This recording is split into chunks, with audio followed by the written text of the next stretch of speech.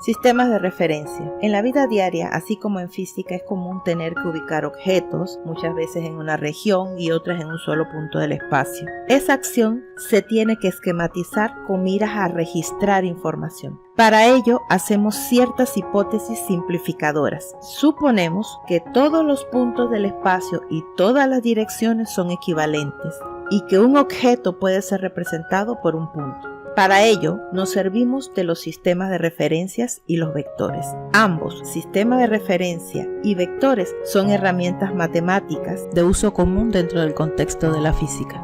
¿Cómo se construye el sistema de referencia en la vida diaria? A partir de un punto inicial llamado origen del sistema de referencia, se construyen tres vectores, tres flechas perpendiculares entre sí. Si los prolongamos hasta el infinito, se llaman ejes orientados, pero vemos que tenemos dos opciones por cada eje y llamamos a una de ellas derecha y a la otra izquierda, y a partir de ese punto de referencia se establecen sentidos. Adelante, derecha y arriba se escogieron como sentido positivo. Atrás, izquierda, abajo se escogieron como sentido negativo. Por ello se estableció una convención llamada la convención de la mano derecha. Derecha, adelante, arriba, en ese orden. Lo anterior tiene su simbología o jerga propia dentro de la física y la matemática. Veamos. Cuando se trata de una sola dimensión, se debe escoger un punto del espacio que será tomado como referencia y que se denomina origen de las abscisas. Se traza mentalmente una recta que pasa por el punto de referencia y por el punto a localizar. Esta recta se orienta dando dos sentidos, el sentido positivo y el sentido negativo. Se divide la recta en partes iguales, usando patrones del Sistema Internacional de Unidades, y la magnitud de la división más pequeña define la precisión. El sistema de referencia de dos dimensiones más simple es el plano cartesiano, y lo tenemos en la pantalla.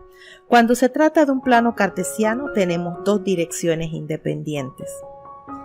El físico se sirve de un plano cartesiano que lo fabrica con dos reglas mentales, perpendiculares entre sí, divididas en partes iguales. La división más pequeña de cada una define la precisión de la regla. En dicho plano cartesiano, el punto origen de referencia se ubica en el punto de intersección de ambas reglas, llamado origen de coordenadas. Recordemos que el espacio tiene tres dimensiones, por ello hacemos lo mismo y agregamos otro eje perpendicular al plano cartesiano. Al plano cartesiano se le pueden agregar los puntos cardinales sobre sus ejes. Estos son el norte, el sur, el este y el oeste. En la vida diaria, el este indica por dónde sale el sol todos los días. El oeste indica la puesta del sol. El eje norte-sur corresponde al de la rotación de la Tierra. ¿Qué más se requiere para ubicar una persona o cosa en la vida diaria? Ya hemos mencionado el punto de referencia y las direcciones sentido, y hemos hecho comparaciones de cómo se hace en física, pero nos hace falta la magnitud del recorrido módulo o distancia a recorrer a partir del punto de referencia. Por ejemplo, en la imagen en la pantalla, a partir del punto de origen, se establece la distancia que hay que recorrer. Este es el punto de origen.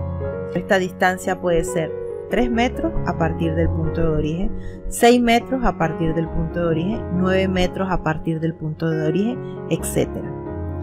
¿En qué dirección? En línea recta a la derecha del punto de origen. Concreticemos con un ejemplo. Imagínate que en el punto A, este punto, se localiza el libro que has estado buscando. ¿Cómo comunicarías la ubicación del libro a otra persona si te decimos que tú eres el punto de referencia, o sea, el punto 00?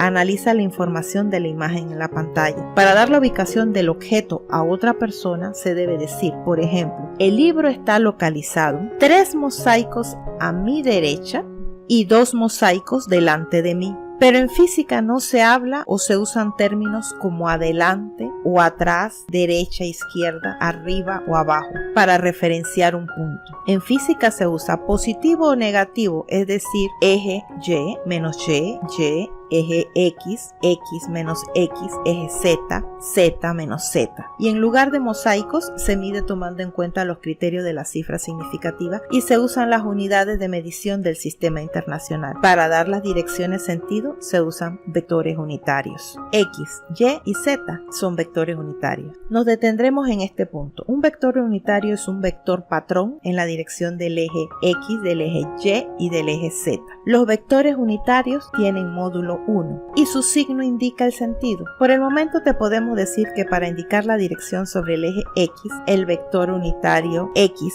indica esta dirección. En el eje Y tenemos el vector unitario Y y en el eje Z tenemos el vector unitario Z. En cuanto al sentido, observen algo. Este es el vector unitario en el sentido positivo del eje X. Este es el vector unitario en el sentido negativo del eje X. Este es el vector unitario en el sentido positivo del eje Y. Este es el vector unitario en el sentido negativo del eje Y. Este es el vector unitario en el sentido positivo del eje Z y este es el vector unitario en el sentido negativo del eje Z. En este punto ya podemos comenzar a hablar de posiciones desde la física. Para determinar la posición de objetos, masas, puntos, etc., que se encuentran sobre una línea recta o sobre un plano, se traza una flecha que tiene como origen el origen de tu sistema de referencia, aquí lo tenemos, y como punta el punto donde está el centro del objeto, aquí lo tenemos. Necesitas pues dos puntos distintos, el origen y el punto posición del objeto. Aquí está el origen y el punto posición del objeto. Para dar esas dos informaciones necesitas un objeto matemático que te permita dar dos informaciones, y el mejor candidato es un vector que se representa con una flecha.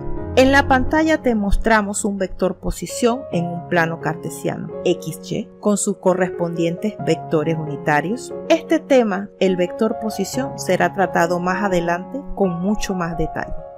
Si regresamos al ejemplo anterior, tenemos que destacar aquí que ya estamos utilizando la simbología a la que hemos estado haciendo referencia. Hablamos del eje X, del eje Y, del eje Z y de los vectores unitarios. Para señalar la posición del objeto A, utilizamos dicha simbología. Por lo tanto, la ubicación del libro se da 3,0 en la dirección de X unitario más 2,0 en la dirección de Y unitario. En cuanto a las unidades, ya no hablamos de mosaicos, sino de metros.